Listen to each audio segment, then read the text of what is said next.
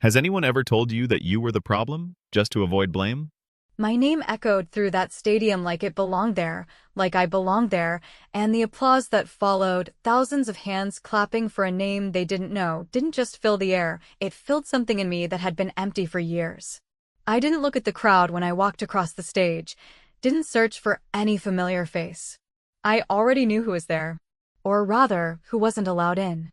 My mom stood at the gate, pressed up against the iron bars like she was locked out of a life she never bothered to ask about. She was crying, but not for the reasons she would have wanted. I didn't wave. I didn't smile. And I didn't stop walking. That was the day they all found out. That was the day they realized I was never theirs to limit. But let's go back, because stories like this don't start in stadiums or on stages. They start in kitchens. In places that smell like burnt toast, unpaid bills, and the silence that happens when your family talks around you like you're not in the damn room. I grew up in a small town outside Columbus, Ohio, where the most anyone expected from a girl like me was to marry young, maybe get a receptionist job at the local clinic, and stay close to home. The kind of town where dreams were more like warnings, things you whispered about, not things you chased. My parents, Linda and Troy Carter, weren't cruel. They didn't hit or scream.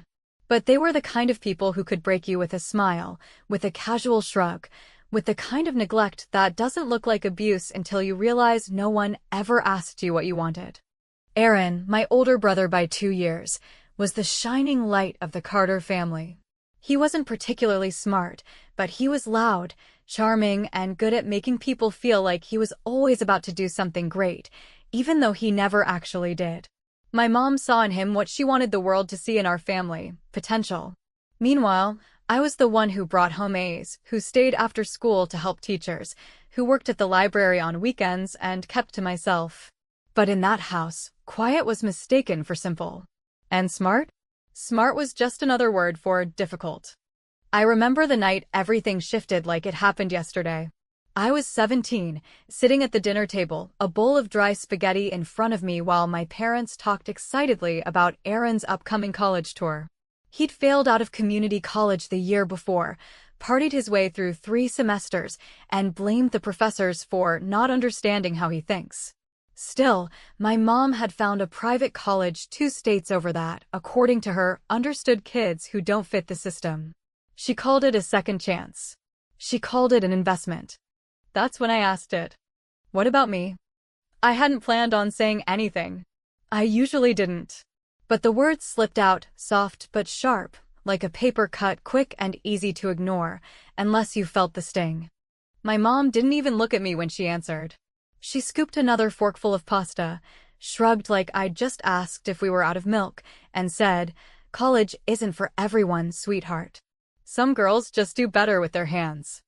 She smiled when she said it, like it was some kind of compliment. I looked at my dad, hoping for some sort of correction, a raised eyebrow, anything, but he just kept chewing. Aaron chuckled under his breath and muttered, "Yeah, Danny's more of a people person anyway. She'd be great with customers or something." I didn't cry that night. I didn't even finish my food. I just got up, took my plate to the sink, and quietly made a decision. That same night, after they'd all gone to bed, Aaron passed out in his room with headphones on, my mom watching some home improvement show on the couch, and my dad already snoring like a freight train. I crept down the stairs, grabbed the Chromebook I'd bought with my babysitting money, and opened a private tab. I typed colleges that offer scholarships for low-income students with good grades and hit enter. No one asked me if I wanted to go to college. No one cared. So I decided right then, if they didn't think I was worth investing in, I'd make sure they regretted it. I didn't need their money. I needed their absence. Their silence was more fuel than their support ever could have been. Every day after that, I filled out applications at the school library during lunch, scanned my transcript on the counselor's printer when no one was watching, and wrote essays about struggle and resilience using stories I'd lived, but never said out loud. My world started splitting in two. The one they saw, where I worked at the grocery store after school, cleaned my room, and kept my mouth shut, and the one I was building in secret, brick by brick, with every acceptance letter that came in. Miss Delgado, my high school counselor, noticed before anyone else. She pulled me into her office one day, handed me back an essay I'd submitted for a local scholarship, and said, "You know, most people write what they think we want to hear. But you wrote the truth. That scares people. Don't let that stop you." She was the only adult who asked me where I wanted to be in 5 years. And for once, I answered honestly. Anywhere but here. The day Erin left for college, my mom cried. She made a whole Facebook album titled Our Boy's New Chapter and posted every picture she could find, even one of me, at age 10, standing next to Erin in a backyard birthday party photo. She tagged it, "Always his biggest fan." That night, while she FaceTimed him from the kitchen and told him how proud she was, I was upstairs, opening an envelope from a school in Oregon. It had the words Merit-Based Full Tuition Award in bold at the top. I didn't tell anyone. Not a word. Because I already knew the truth, they wouldn't have believed me anyway. And besides, I wasn't going to ask for permission to leave a place that never let me belong. The first time I opened an acceptance letter, it didn't feel real, not because I didn't think I was good enough, but because I'd already learned to keep my expectations buried deep, where no one could trample them. I was sitting in the back corner of the public library, behind the tall nonfiction shelves near the reference section where nobody ever looked, using the library's outdated desktop computers and praying the ancient HP scanner wouldn't crash again. The envelope had been forwarded to my part-time job address, the little grocery store I worked at 3 nights a week, because I'd figured early on that if anything academic-looking showed up at home, my mother would open it first. And the questions that would follow weren't the kind you could lie your way out of. I held the letter for a long time, just sitting there with trembling fingers and a heart beating so loud I could feel it in my throat, not out of fear, but out of the kind of cautious hope that makes you ache. When I finally read the words, "Congratulations, Danielle Carter, you have been accepted," I didn't smile or cry or leap out of my chair like they do in movies. I just sat still and let the quiet wash over me like a secret blessing. It was mine and mine alone, and that made it all the more powerful. After that, it became a game I played against the world I lived in, a private war no one knew was happening. I opened a second email account, separate from the one my school or family knew about, and began funneling everything through there: college responses, scholarship notifications, professor introductions, housing waitlist updates. That inbox became something sacred, like a diary without words, just rows and rows of evidence that I was building a life beyond the borders of my family's expectations. Every time I logged in, it felt like I was sneaking out the back door of my own life, leaving behind the version of me they insisted was too quiet, too weird, too much in her head to survive anywhere that didn't have a last name on the door. I remember one night in particular, February, bitter cold, the kind of night where the wind cuts straight through your jacket like it's aiming for the bones, when I walked 3 miles to Miss Delgado's apartment after my shift at the diner, carrying a backpack full of printed essays and a flash drive with my FAFSA forms. She'd offered to help me once, in that way teachers sometimes do where you can't tell if they're just being polite or if they really mean it, and I'd called her bluff. She opened the door in sweatpants and a faded college hoodie, looked me over, wind-chapped face, red knuckles, fingers trembling from the cold, and said, without even blinking, "Come in, kid. You're late." She made hot chocolate from scratch, not that powdered stuff we kept at home, and sat with me at her dining room table until after midnight, walking me through every line of the forms, explaining deadlines and tax information like I was someone worth investing in. That night, for the first time in my life, I felt what it was like to be taken seriously. Not just tolerated, not just endured, but truly seen.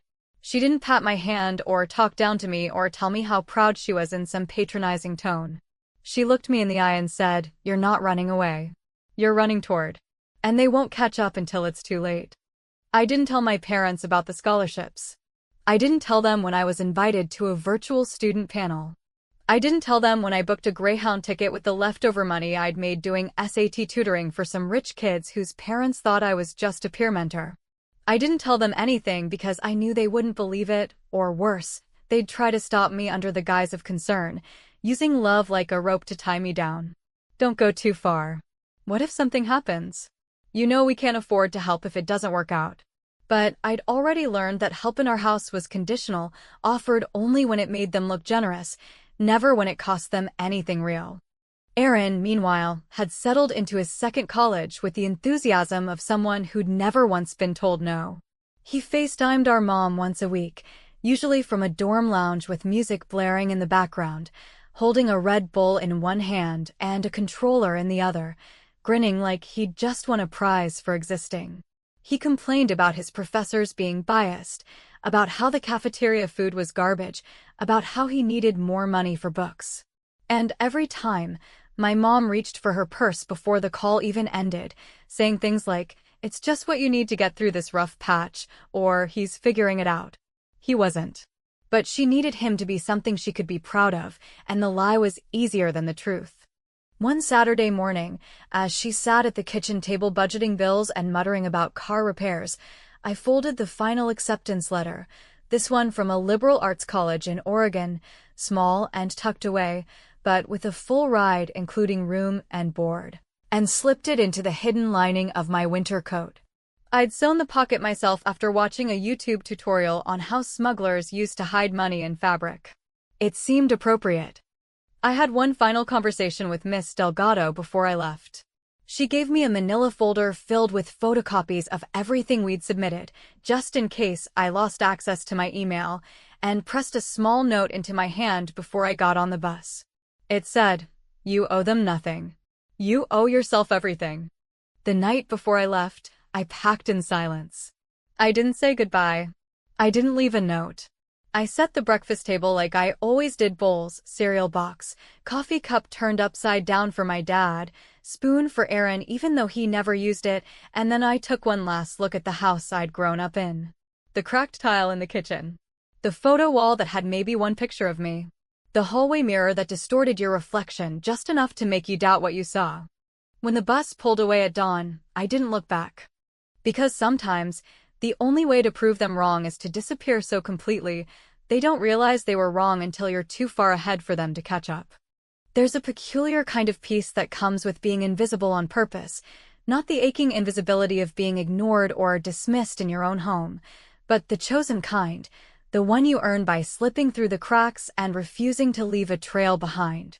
It started with small things.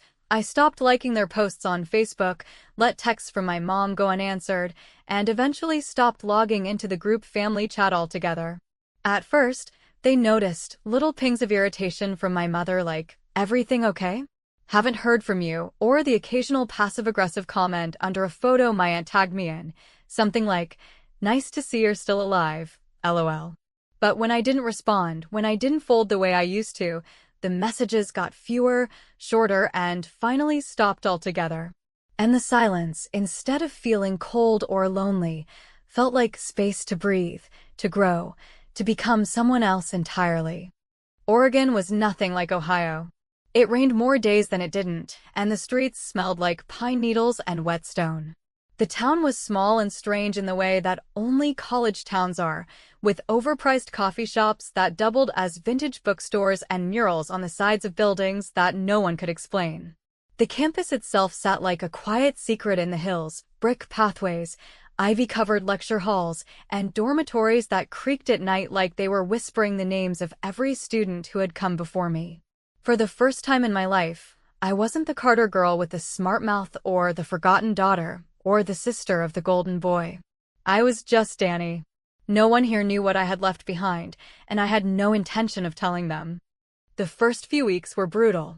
I worked 2 jobs, one in the campus library, shelving books and scanning IDs, and the other cleaning classrooms overnight after lectures had ended.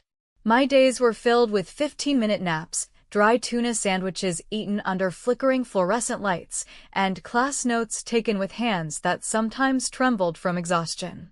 I remember one morning, I'd gone nearly 30 hours without sleep, and I fell asleep during a lecture on comparative ethics. When I woke up, everyone had left except the professor, a middle-aged woman with silver-rimmed glasses and a tattoo of a feather on her wrist. She didn't scold me. She just said, "You don't have to burn yourself to keep the room warm," then handed me a thermos of black coffee that tasted like old pennies and bad decisions, but still made my throat ache with something close to gratitude. I didn't make friends quickly. I kept my head down, my headphones in, and my past under lock and key. But eventually, a few people slipped through the cracks. There was Marcy, a veteran student in her 40s who'd returned to school after raising 3 kids alone. She had a smoker's voice, an acid sense of humor, and a knack for spotting bullshit from a mile away. We shared a bench outside the philosophy building every Thursday after our seminar, splitting vending machine candy bars and talking about everything but our families. I think she saw through me from the beginning, though she never said as much. One day, out of nowhere, she looked at me and said, "You don't have to prove anything to ghosts, kid. Either bury 'em or haunt 'em, but stop letting them run the damn show." And I guess, without realizing it, that became my mantra. Back in Ohio, I assumed they thought I was still working at the grocery store, maybe saving up for community college or something equally forgettable. I didn't update my location, didn't post photos, didn't share achievements. I let them fill in the blanks however they wanted because the truth was, I didn't want their pride anymore. It was always too conditional, too late, too fake. What I wanted was distance, and I earned it inch by inch with every exhausted morning and late-night exam and shift that ended in mop water and quiet tears. I was building something real while they kept clapping for Aaron's empty victories. Aaron, by the way, was still floundering. I heard about it through the grapevine, mutual friends, shared Facebook acquaintances, the occasional comment under a family photo. He'd switched majors twice, failed a handful of classes, and apparently took a mental health break that involved crashing at a friend's place for 3 months and trying to become a DJ. My mother, of course, painted a different picture. Inspirational quotes about perseverance, carefully curated photos of Aaron in a blazer at some networking event, captions like, "So proud of our boy, his journey may be winding, but he's finding his path." They never mentioned me, which was perfect, because the less they remembered I existed, the more I could breathe. But even in freedom, there were ghosts. There were nights I sat alone in the laundry room at 2 in the morning, staring at the humming dryer and wondering if they ever looked at the dinner table and noticed my chair was empty. There were times during group projects where I had to fake stories about my parents to fit in, made up anecdotes about childhood vacations and mom's famous chili, just to avoid the pity in their eyes when I said I hadn't spoken to my family in months. And every once in a while, I'd hear a song on the radio, something my dad used to hum during car rides, and it would hit me like a punch to the chest. I miss people who never really knew me. I kept everything organized in a single folder on my laptop labeled, "When it's time." Inside were copies of every acceptance letter, scholarship approval, scanned syllabi, honor society invites, and even a photo of me giving a talk at a student-led conference. It wasn't a revenge file. Not yet. It was a backup plan. A kind of insurance. Proof that I hadn't just disappeared, I had evolved. And if the day ever came when they asked me what I'd done with my life while they weren't looking, I would have receipts. I didn't know, back then, exactly how the end would look. I didn't know that I'd walk across a stage to thunderous applause or that my name would echo loud enough to rattle through the metal bars of a stadium gate. I just knew I wasn't going to give them the satisfaction of watching me try. Because when you've been underestimated your entire life, sometimes the best revenge isn't screaming your success from the rooftops, it's whispering it into the silence they left behind and letting that silence grow so loud they can't ignore it anymore. And so I kept walking, kept studying, kept climbing. Quietly. Ruthlessly. Unstoppably. The day the cap and gown arrived, folded tightly inside a cardboard box that smelled faintly of warehouse dust and long-distance travel, I sat on the floor of my tiny off-campus apartment and just stared at it, unmoving, for what felt like hours.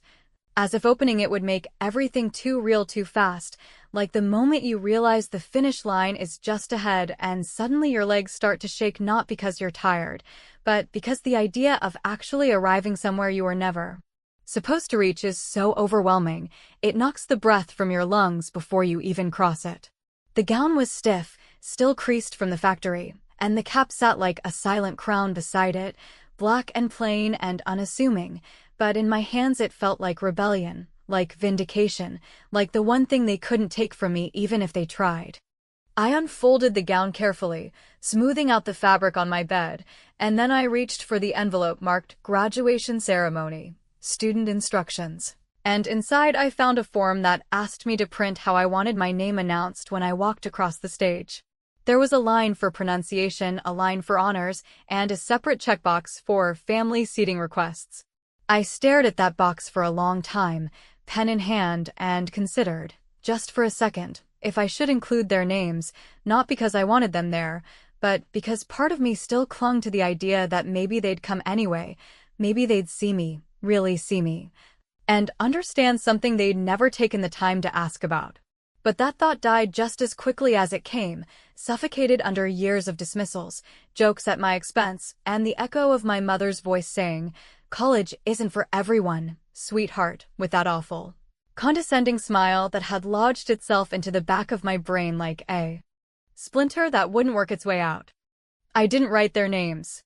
Instead, I filled in only my own Danielle Carter, Bachelor of Arts, summa cum laude, and checked the box that asked whether I'd be attending the ceremony.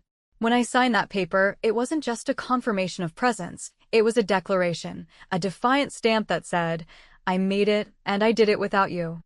That night, I pulled out the folder, my secret archive of everything they'd never cared to ask about, and I selected one specific item, the official graduation program. It had my name printed in bold, right there among the top of the honors list, and for a brief, wicked moment, I considered mailing it anonymously to my parents. No note, no return address, just enough to make them stop and ask themselves a question they hadn't considered in years. Where is Danny? But I waited, because timing, I'd learned, was everything, and I didn't just want them to know, I wanted them to feel it. Graduation week arrived like thunder, fast and loud and full of things I couldn't slow down.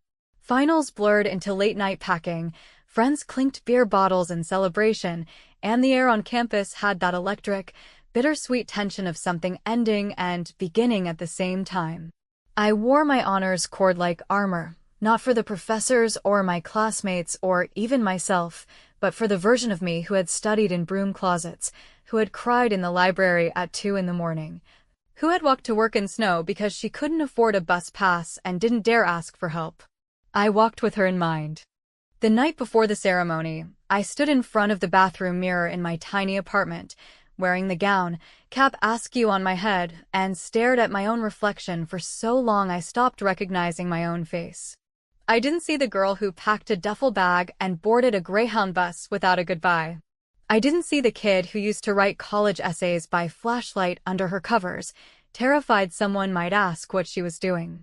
I saw someone I didn't even know how to explain to them anymore, someone who had outgrown the frame they'd built for her and burned the blueprint they'd written in her name.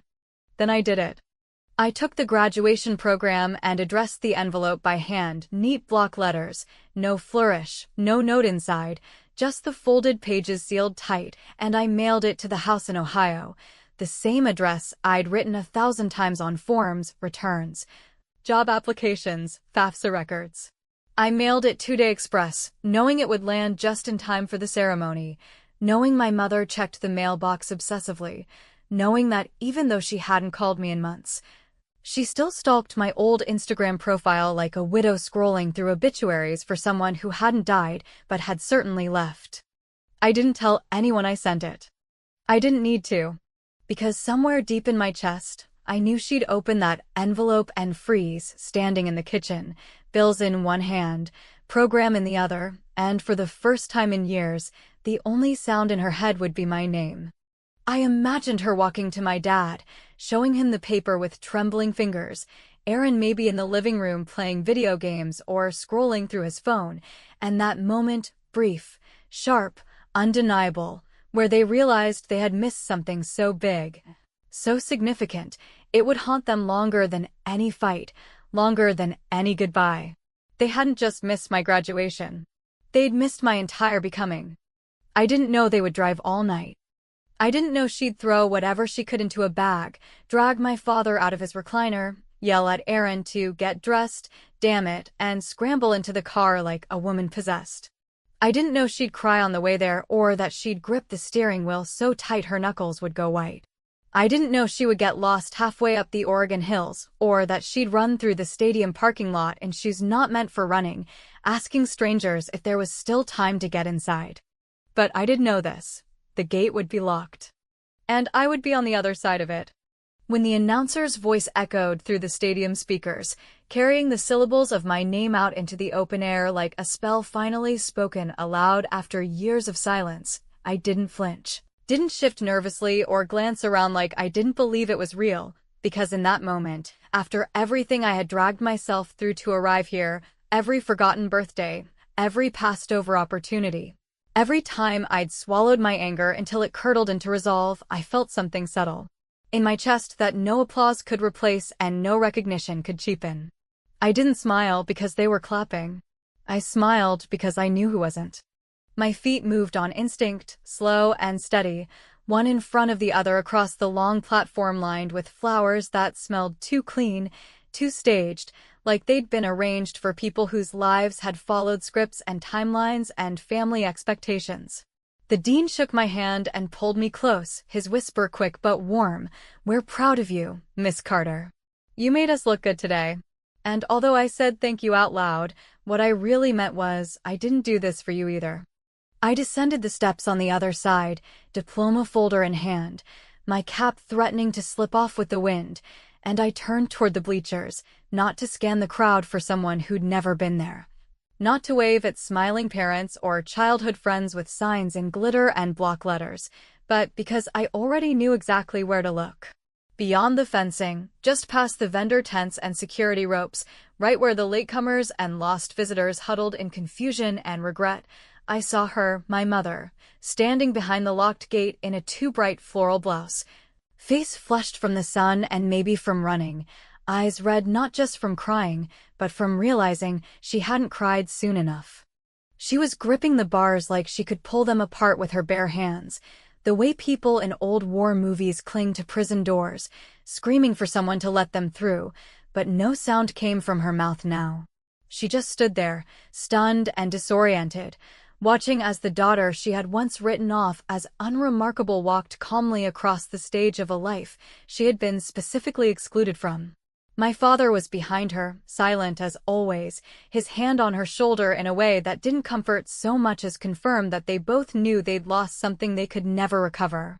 And Aaron, he was there too, standing a few steps behind, arms crossed and eyes hidden by cheap sunglasses, the kind of posture men take when they don't want to be seen flinching, when they realize the joke they'd made years ago wasn't funny anymore. Especially not when it came back wearing an honors cord and walking like it belonged somewhere better. I didn't wave. I didn't pause. I didn't let my eyes linger for more than a moment, because that's all it took.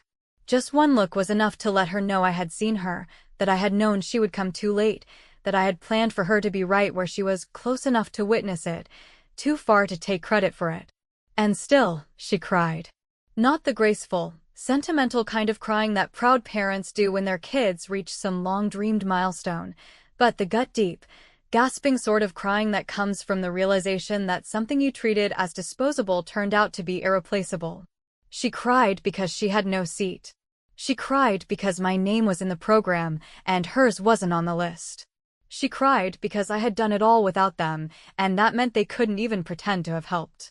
After the ceremony, the crowd swelled around me like waves, people laughing, hugging, taking photos with awkwardly balanced mortarboards and shaky cameras, calling out to one another with joy that filled every corner of the stadium, but I walked straight past it all, like a woman with a train to catch, like someone who had said all she needed to say without opening her mouth. I made my way toward the exit gate, not the one where my family stood, but the one opposite it, the one that led to the shuttle buses and taxis waiting to carry graduates away to whatever came next. I heard my name again, this time not through speakers but through the trembling voice of my mother, pushing its way through the crowd like a desperate echo, and when I turned slow, deliberate, as if the air itself had asked me to, I saw her rushing forward. Security stepping in to slow her down, her face crumpled and streaked with regret. "Why didn't you tell us?" she shouted, voice cracking like dry wood. "Why didn't you let us come?" I stopped, just for a second, and answered her with the kind of calm that comes only when all the anger has burned itself out and left behind something harder, something permanent. Because you told me college wasn't for me, I said, not with spite but with fact, the kind of fact that lands like a brick and doesn't need embellishment, and I finally believed you, just not the way you meant. Her face twisted, as if the words hurt more because they were true, and she opened her mouth again, maybe to apologize or maybe to rewrite history the way she always had, but I didn't wait to hear it. I turned away before the next sentence could begin, because closure wasn't something I needed anymore. I didn't come here to forgive. I came here to finish. The shuttle pulled away from the curb slowly, the hum of the engine barely louder than the heartbeat in my ears, and as we passed the edge of the stadium, I looked out the window and saw them still standing there frozen, stunned, small in the distance. And for the first time, I didn't feel like the forgotten one. I felt like the one who had walked away before they even noticed I was gone. A little boy on the bus, maybe 6 or 7, sitting with his mom, looked over at me and pointed at the diploma on my lap, the gold lettering catching the light. "Are you famous or something?" he asked, wide-eyed in the way only kids can be. I smiled, not the kind of smile you give to be polite, but the kind that slips out when you realize you've just ended a chapter you wrote yourself. "Not yet," I said, and turned my face back to the window. Because some people wait for applause, wait for someone to pat their back and tell them they've made it, wait for the cheers and the praise and the validation that never came when they needed it most. But me? I learned to wait for silence. The silence that follows when people realize you never needed them in the first place. That silence tells the truth louder than any ovation ever could. And the truth was, I was no longer the girl they ignored. I was the woman they could never reach again.